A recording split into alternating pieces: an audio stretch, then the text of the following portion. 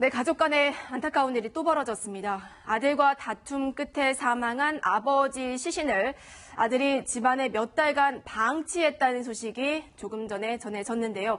현재 경찰이 한창 이 아들을 상대로 조사하고 있는데 지금까지 취재된 내용을 토대로 사건을 재구성해 보도록 하겠습니다. 자, 우전혁 차장, 언제 일어난 일인가요? 네, 집에 아버지가 숨져 있다라는 112 신고 전화를 아들이 경찰에 한 게 어제 오후 7시 5분쯤입니다. 신고를 받고 경찰관이 경기도 수원시 권선구에 있는 다세대 주택에 도착했을 때는 신고자의 아버지인 50대 남성이 숨진 채 발견됐고요. 시신이 발견된 장소가 이 다세대 주택의 화장실이었는데 네. 갈비뼈가 부러져 있었고요. 수개월 이상 그 자리에서 방치된 것처럼 심하게 부패돼서 미라화가 된 상태였습니다. 수원 남부경찰서가 이 신고자인 아들을 존속 살해치사 혐의로 입건해서 조사 중인데요. 오늘 중에 구속영장이 신청될 예정입니다. 그런데 팀장님, 아들이 물론 신고를 하긴 했어요. 그런데 신고 내용이 아버지가 죽어 있다는 거예요. 그러니까 자신의 폭행 사실을 처음에는 얘기하지 않았다가 추궁을 하니까 나중에야 인정을 한 꼴 아니겠어요? 그렇죠. 처음에는 그 살인사건 시간을 신고한 게 아니고 사망한 상태에 딱 위로 신고했는데 네. 형사들이 와서 확인해 보니까는 사체가 부패돼 있었어요. 아까 미라고 하는데 미라화는 아닌 것 같아요. 왜냐하면 미라는 삭가다고 뼈가 붙어 있는 건데 부패가 됐으니까 이제 백거라 수준인 것 같은데 네. 그걸 보고 아들을 추궁하니까 아들이 술 마시다가 화가 나가지고 아버지 얼굴을 때렸다. 그러니까 피가 흘렸는데 화장실 가서 닦으러 갔는데 넘어져오는 소리가 나와서 보니까는 의식을 잃었다 그 얘기예요. 그런데 그게 예. 작년 12월이라는 거 아니에요? 그러니까 그랬다 한다면 바로 119라든지 112 신고했어야 되는데 신고도 안 하고 방치했다. 그러면 이 아들 얘기는 변명이지만 실제적으로 그걸 구타했는지 또 보니까 갈비가 나갔다고 한다면은 얼굴만 때린 게 아니고 몸도 때렸기 때문에 일단은 아들 그 변명하는 것에 대해서 진술이 좀 약간 신빙성이 떨어지는 것 같아요. 제가 보기에는. 자, 일단 아들이 다시 한번 경찰에서 한 이야기를 좀 살펴보죠. 작년 12월쯤에 술을 마시다가 아버지랑 말다툼을 했고요. 또 아버지의 얼굴 등을 주먹으로 두세 번 때렸다. 그리고 아버지가 피를 닦으러 화장실에 들어갔다가 넘어지는 소리가 들려서 가봤더니 쓰러져 계셨다라는 겁니다. 이 상태로라면은 결국에는 자신의 폭행과 그리고 사망 사이에 직접적인 인과관계가 없다라는 말이 되는 거죠. 일단은 첫 번째로는 본인은 아버지를 살해할 의도가 없었다라는 살인의 고의를 일단 먼저 부정하고 있는 것으로 보여요. 왜냐하면 본인이 폭행을 했는데 아버지가 화장실에 들어가 있다가 넘어지는 소리가 들렸고 그 이후에 사망을 한 것으로 보인다고 했으니까 일단 살인의 고의가 없었다는 것이고요. 예. 두 번째로는 본인의 폭행과 아버지의 사망이 정확히 본인의 책임으로 귀결시킬 인과관계가 있는지를 본인은 잘 모르겠다라고 했기 때문에 그 두 가지의 의도가 다 없었다는 변명으로 보입니다. 예. 자, 그렇다면 우선 드는 의문이요. 자신이 죽이지도 않았는데 대체 왜 바로 경찰에 신고하지 않았느냐 하는 부분이에요. 네, 그 이유를 그냥 한 가지로 이 아들은 설명하고 있습니다. 무서웠다. 무서웠다. 예, 사실은 좀 납득되진 않아요. 무서웠다면 오히려 아버지를 장례를 잘 치르기 위한 노력과 준비라는 게 아들의 역할입니다. 가족이고. 시신을 지금 5개월 이상 함께 살고 있다니.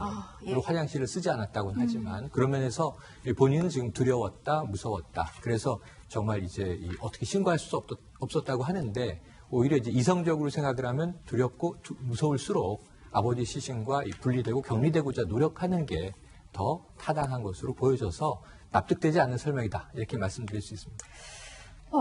이 사건이 가장 이해가 안 되는 부분이에요. 지난해 12월에 폭행을 했는데 신고는 어제 했단 말이죠. 무려 5개월 동안이나 시신과 함께 생활을 했다는 겁니다. 무슨 이유였을까요? 일단 이 5개월 동안 시신을 방치를 하면서 과연 본인의 이러한 범죄를 숨기려고 하는 의도가 없었는가 이제 이 부분이 좀 중요한 부분으로 보여요. 예를 들면은 정말 폭행이 있었고 아버지가 화장실에 들어가서 쓰러져서 어떤 사고사로 인해 사망을 했다면 앞서서 최현일 평론가님 지적하신 것처럼 굳이 이렇게 장기간 동안 아버지의 시신을 방치하고 그 집에 함께 살았겠는가? 그것도 그냥 방치를 한 것이 아니라 그 해당 집에는 화장실이 2개가 있었습니다. 네. 하나는 이제 거실에 있었던 화장실이고 하나는 안방 안에 있었던 화장실인데 아버지가 거실에 있던 화장실에서 이제 사망을 했어요. 그 거실에 있던 화장실의 문은 꼭 걸어 잠궜고요. 본인은 그때부터 굉장히 장기간 동안 안방에 있는 화장실만 사용했단 말이죠. 그렇기 때문에 이것은 결국은 이러한 아버지의 그러한 사망을 본인의 범죄 행위라고 인정하는 그러한 정황의 증거가 되지 않겠는가 이렇게 볼 수도 있다고 보입니다. 요즘 날씨가 굉장히 더워서 시신 부패 속도도 굉장히 빠를 겁니다. 이제 워낙 현장 경험이 많으시기 때문에 이런 경우에 이렇게 냄새 나는 시신과 함께 생활을 하는 이유, 팀장님은 어떻게 보세요? 두 가지로 볼 수 있는데 하나는 그 사체를 내가 운반할 수가 없어. 사체를 은닉하거나 치워야 되는데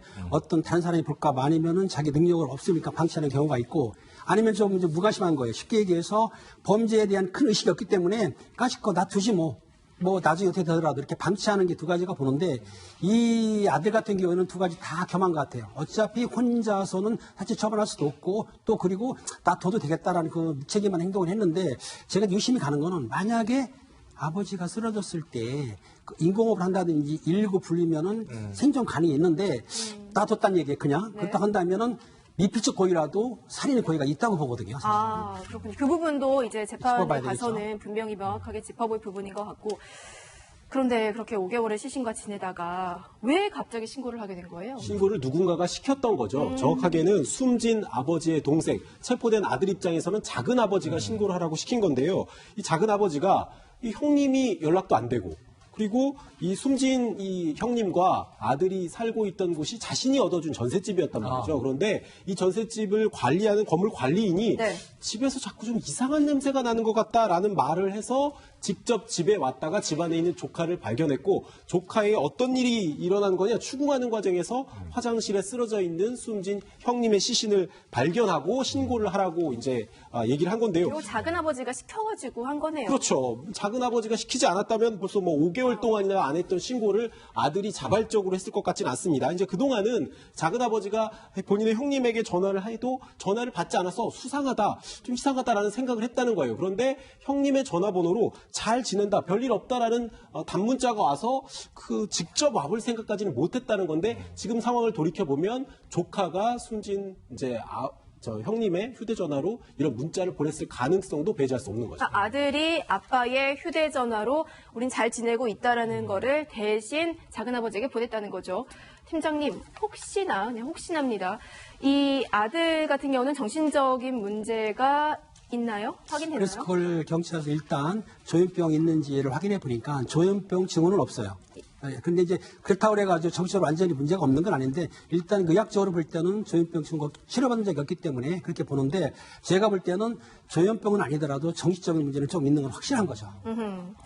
자, 일단 변호사님, 아들에게 적용된 혐의가 존속 상해치사입니다. 그러니까 살인의 고의성은 일단은 없다고 본 건데 나중에 이제 부검도 해볼 텐데 그 살인의 고의성이 인정될 가능성도 있다고 보세요? 예, 그렇죠. 왜냐하면 이제 부검을 만약에 해봤을 때 그것이 단순히 미끄러져서 넘어져서 머리 쪽에 상처를 입은 것인지 아니면 그것이 외부의 타격으로 인해서 입은 상처인 것인지는 또 부검 결과에 따라 다를 수가 있고요. 예를 들자면 아버지가 정말 화장실에서 쓰러져서 사망을 한 건지 아니면 다른 곳에서 사망을 했다가 화장실로 옮겨졌는지도 또 찾아볼 수가 있습니다. 예. 거기다가 말씀하신 것처럼 바로 거기 화장실에 넘어져서 사망한 것이 아니라 며칠간의 시간을 걸쳐서 이것을 방치해서 즉 유기해서 사망을 했다라고 하면 어느 정도 살인의 고의도 인정할 수가 있기 때문에 이런 부검 결과라든지 추가적인 수사의 결과에 따라서 살인의 의도가 인정된다고 하면 존속 살해죄로도 혐의가 변경될 수 있습니다. 자, 일단은 부검 결과가 좀 나와 봐야 사인에 대해서 명확히 알 수 있을 것 같은데요. 이 가족에게 대체 무슨 일이 있었던 것인지 계속 지켜보도록 하겠습니다.